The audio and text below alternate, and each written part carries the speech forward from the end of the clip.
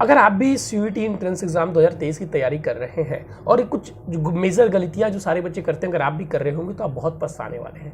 यहाँ पर ये वीडियो बनाने का मकसद हमारा ये नहीं कि हम चैनल पर पढ़ाते हैं। सबसे पहले मैं ये आपको स्पष्ट कर दूं कि हमारे यहाँ तैयारी नहीं कराई जाती है। मैं बस आपके साथ कुछ बड़े भाई होने के नाते कुछ ऐसा एक्सपीरियंस शेयर करना चाहता हूँ जो गलतियाँ आप लोग कर रहे हैं जो आपको नहीं करना चाहिए। हर साल बच्चे खूब मेहनत करके तैयारी करते हैं, लास्ट में उनका रिजल्ट नहीं आता है कुछ गलतियों के कारण। ऐसा नहीं है कि वो बच्चे मेहनत नहीं करते हैं। पिछले साल बहुत सारे बच्चों ने मेहनत की थी, लेकिन जो गलतियां उन्होंने की जिसके कारण उनका रिजल्ट नहीं आया, और वही गलतियां आप भी कर रहे होंगे। मैं बता रहा हूं वही गलतियां आप भी कर रहे होंगे। आप प्लीज अगर इस वीडियो को पूरा सुन लेते हैं, उसके बाद से आपको मन करे डिसलाइक करके चले जाइएगा। अगर आपके काम का कुछ नहीं निकलेगा तो बहुत प्रॉफिट होने वाला है। मैं आपको एकदम रियल एक्सपीरियंस यहां पर देने वाला हूं। सबसे पहली बात जो मैं आप लोगों से करने वाला हूं, देखिए ईमानदारी के साथ कर रहा हूं। आप लोग क्या करते हैं, यूट्यूब पर जाएंगे, चैनल से वीडियो देखेंगे, वीडियो देखते हैं तो वहां पर छोटे छोटे से क्वेश्चन कराए जाते हैं।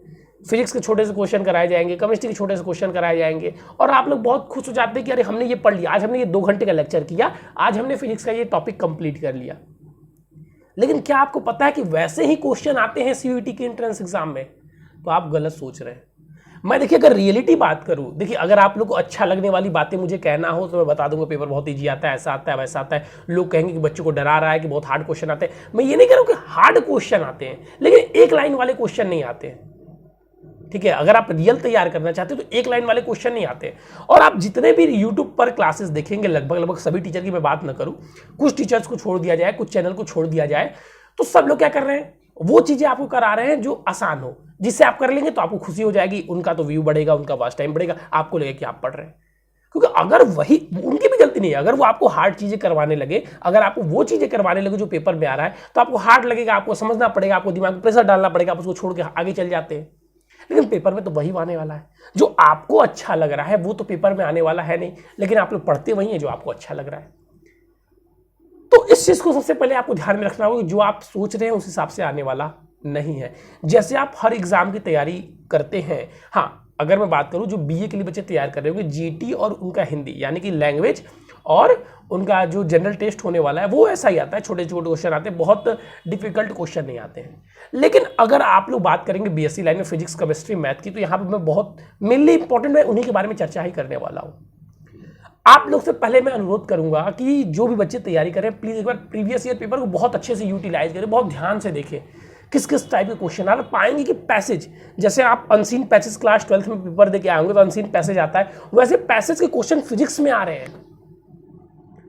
एक पैसेज दिया हुआ, उसमें से 5-6 क्वेश्चन पूछे हुए हैं, फिजिक्स के क्वेश्चन ऐसे आ रहे हैं। और आप कैसा तैयारी करने जा रहे हैं, आप जा रहे हैं पढ़ के कि 2 चार्ज के बीच कौन सा फोर्स अप्लाई होता है, कूलाम फोर्स का फॉर्मूला क्या होता है, किन्हीं 2 चार्जों के बीच जो फोर्स लगेगा उसका फॉर्मूला क्या होगा, आप ये पढ़ के जा रहे हैं। आप कैपेसिटर पढ़ के जा रहे हैं, कैपेसिटर का सिंपल से पढ़ के जा रहे हैं, कैपेसिटर का किस पे चार्ज कैपेसिटी डिपेंड करता है, आप ये चीजें पढ़ के जा रहे हैं। यही सारी चीजें आप पढ़ के जा रहे हैं और आप सोच रहे हैं कि आप कंप्लीट कर लेंगे। आप पहले देखिए पेपर किस प्रकार से डिजाइन हो रहा है, ये सबसे महत्वपूर्ण है। और दूसरी बात मैं यहाँ पे आपको एक टिप्स अगर आप समझेंगे जो एकदम आपके लिए कारीगर होने वाला है। अगर आप देखेंगे पिछले बार का एग्जामिनेशन तो 300-350 पे बीएचयू और 400 के आसपास पे आपको दिल्ली यूनिवर्सिटी मिल गई थी, अच्छे कॉलेज दिल्ली यूनिवर्सिटी के, और 300-350 के आसपास बनारस हिंदू यूनिवर्सिटी भी आप लोगों को मिल गई थी, अगर 2 मेजर कॉलेजों की मैं बात करूं तो। अब इस चीज को खुद यूटिलाइज कीजिए। 600 नंबर का पेपर था, 350 के आसपास बीएचयू मिल जा रहा है। वहीं अगर बीएचयू में बीए की बात की जाए तो 500 नंबर का पेपर था, बच्चे 450 के आसपास आते सारी सीटें बुक हो गई। 475, 400, 450 के आसपास सारी सीटें बुक हो गई। लेकिन बीएससी में क्यों 350 के आसपास गया? कभी आपने सोचा इस चीज को? पेपर की वजह से, और पेपर की वजह से नहीं, आपकी गलतियों की वजह से। देखिए यहाँ पर अगर आप चाहते हैं कि बीएससी हम पढ़ें, किसी अच्छे यूनिवर्सिटी से करें, या बीसीए जो भी बच्चे कोर्स जो मैथ वाले साइंस वाले होंगे जो चाहते हैं, तो आपको 3 चीज़ों पर बहुत अच्छे तरीके से ध्यान देना है। देखिए बायो वाले जो बच्चे हैं वो बायो पे ध्यान दे जाते हैं और केमिस्ट्री पे ध्यान दे जाते हैं, और जो मैथ वाले बच्चे हैं वो अगर मेरी मानेंगे, जैसे मान लीजिए आपको 8 घंटे पढ़ने हैं तो 3 घंटे केमिस्ट्री, 3 घंटे फिजिक्स, 2 घंटे मैथ, सबसे कम मैथ को टाइम दीजिए। आप लोग इस चीज़ को समझते नहीं। देखिए वहाँ पे आपको टाइम मैनेजमेंट भी करके लेके चलना है। जैसे मान लीजिए, और मैथ में कौन कौन से चैप्टर पढ़े वो भी मैं आपके साथ कुछ बात बहुत इंपॉर्टेंट चीज़ें डिस्कस करने वाला हूँ। जैसे आप समझिए खुद से, मान लीजिए आपके पेपर में डिफरेंशियल इक्वेशन से क्वेश्चन आ गया, आप डिफरेंशियल इक्वेशन से क्वेश्चन सॉल्व कर रहे हैं, आपका क्वेश्चन बीच में आकर अटक गया, अगला स्टेप आपसे सॉल्व नहीं हो रहा है, आपने उसमें 1-1.5 मिनट का समय दे दिया, खत्म। अब भैया आपको तो आंसर टिक करना है ना, यहाँ पे तो बोर्ड नहीं ना है कि आपने आधा भी क्वेश्चन किया तो चलो भाई स्टेप मार्किंग होकर नंबर मिल जाएगा। यहाँ पे तो कुछ ऐसा नहीं है, यहाँ पे सॉल्यूशन से कोई लेना देना ही नहीं है, यहाँ पे तो आपको डायरेक्ट आंसर टिक करना है।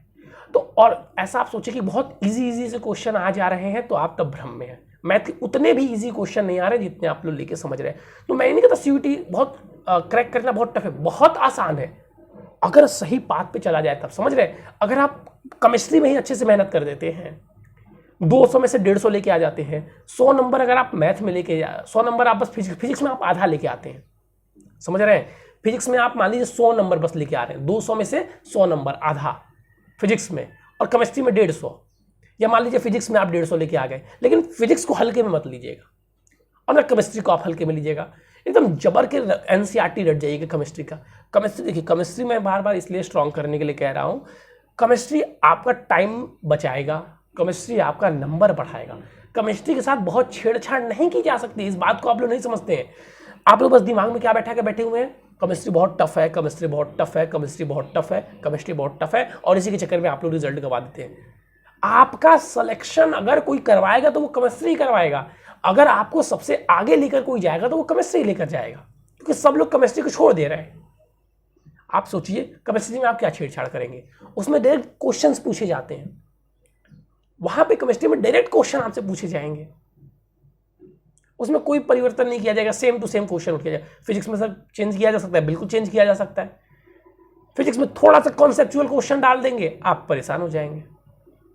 मैथ में थोड़ा सा अगर हिंट क्वेश्चन डिफिकल्ट बनाने के लिए थोड़ा सा ट्रिकी क्वेश्चन अगर डाल देंगे, आप परेशान हो जाएंगे।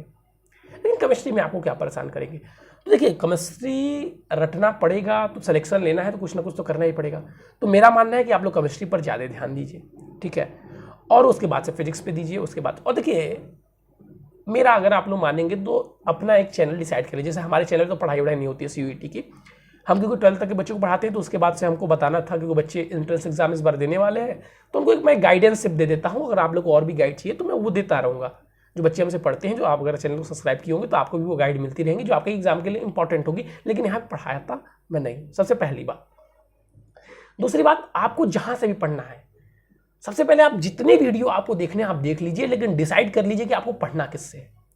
आप किसी एक चैनल को सेलेक्ट कर लिए कि हमको इनसे पढ़ना है, अब हम दूसरे को कभी नहीं देखेंगे। अब हम किसी भी दूसरे चैनल को देखने नहीं जाएंगे कि वो टीचर पढ़ा क्या रहा है। जब तक आप किसी एक टीचर को सेलेक्ट नहीं किए, सारे टीचर को छान मारिए जितना आप खोज सकते हैं, लेकिन जैसे आपने एक टीचर का चुनाव कर लिया, अब वो जो चीज़ें बता रहे हैं उनको पकड़ के आपको आगे बढ़ना है। जो चीज़ें पढ़ा रहे हैं उनको आपको पढ़ना है, एकदम उसके ऊपर पूर्णतः विश्वास करना। यही गलतियां आप लोग करते हैं, बीच बीच में अपना दिमाग लगाते रहते हैं और काम गड़बड़ हो जाता है। तो टीचर का चुनाव सबसे पहले कीजिए। और सर टीचर का चुनाव कैसे करें, मेरा अगर मानेंगे तो टीचर का चुनाव करने से पहले आप सबसे पहले प्रीवियस ईयर पेपर देखिए कौन ऐसा चैनल है, कौन से ऐसे टीचर हैं जो प्रीवियस ईयर के हिसाब से पढ़ा रहे हैं, उनका चुनाव कीजिए। कौन से टीचर है जो हार्ड क्वेश्चन भी करवा रहे हैं, बस ऐसा नहीं कि इजी ही करवा के चले जा रहे हैं। क्योंकि ऐसा अक्सर होता है, देखिए हम लोग भी पढ़ाते हैं, जैसे लाइव क्लास मान लीजिए चल रही है, एक क्वेश्चन डिफिकल्ट आ जाता है, बच्चों को नहीं आ रहा है, डिफिकल्ट क्वेश्चन है, टाइम लगेगा, उनको समझने में दिक्कत होती है, वो क्लास को उठ करके चले जाते हैं। तो लोग क्या सोचते हैं कि भैया इससे अच्छा है कि अपना लाइफ बढ़ाना है तो इससे बढ़िया इजी क्वेश्चन डालो, ट्रिक से समझाएंगे लोगों को, ट्रिक बता देंगे, इस ट्रिक से ऐसे हो गया तुरंत क्वेश्चन। बच्चे सोचेंगे अरे गजब, ये तो ट्रिक से पढ़ा रहे हैं, बहुत पेपर हमारा बहुत आसान हो जाएगा, बहुत अच्छे से चला जाएगा। लेकिन वास्तव में ऐसे ट्रिक वाले क्वेश्चन आपके पेपर में आपको देखने को ही नहीं मिलेंगे। समझ रहे हैं आप बातों को जो मैं समझाना चाह रहा हूँ। तो इस चीज़ को आपको समझ के चलना है। तो उस चैनल का चुनाव करें जो आसान, बस आपको बेवकूफ़ी नहीं बता रहे, हार्ड वाले क्वेश्चंस को भी करवा रहे हैं। ठीक, सबसे पहले इस चीज़ को आपको देखनी है। उसके बाद से आप प्रायोरिटी दीजिए मॉक टेस्ट पे। आप जिस भी चैनल से पढ़ने के लिए डिसाइड किए हैं उससे पढ़िए, लेकिन उससे मेरा अगर मानना है तो आप सिर्फ क्वेश्चन कीजिए, उनके लेक्चर अटेंड कीजिए, क्वेश्चंस वाले वीडियो को देखिए।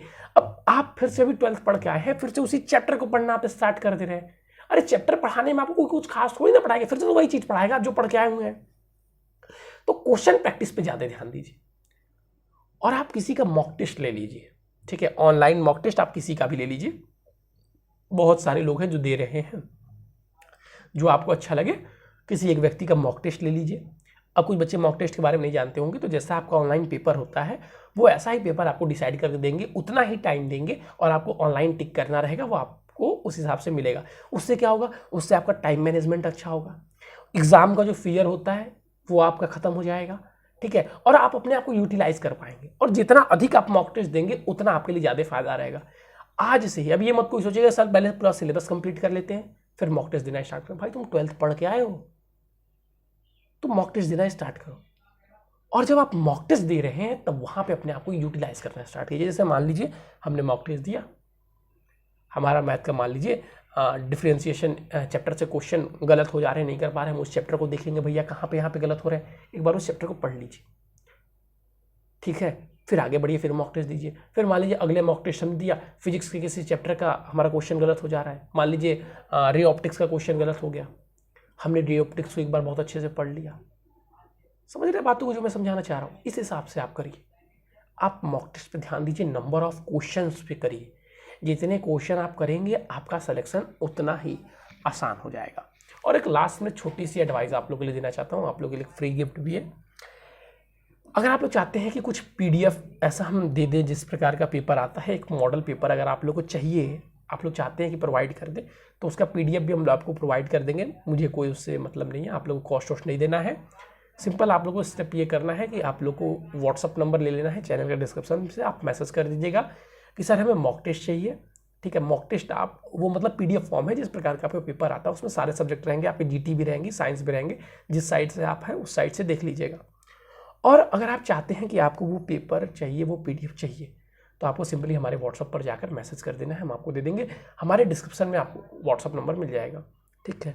और अगर आपको लगी हो कि कुछ जानकारी इस वीडियो के माध्यम से आपको मिली है, कुछ यूज़फुल है आपके लिए, ठीक है, तो प्लीज़ चैनल को सब्सक्राइब कीजिएगा, क्योंकि जैसे आज हम एक PDF आपको प्रोवाइड कर रहे हैं, ऐसी बहुत सारी चीज़ें हम आपको देंगे, ठीक है, और एक छोटा सा गाइडेंस करते चलेंगे। अगर आपको अच्छा लगे तो प्लीज़ चैनल को सब्सक्राइब कीजिएगा और वीडियो को लाइक भी कीजिएगा।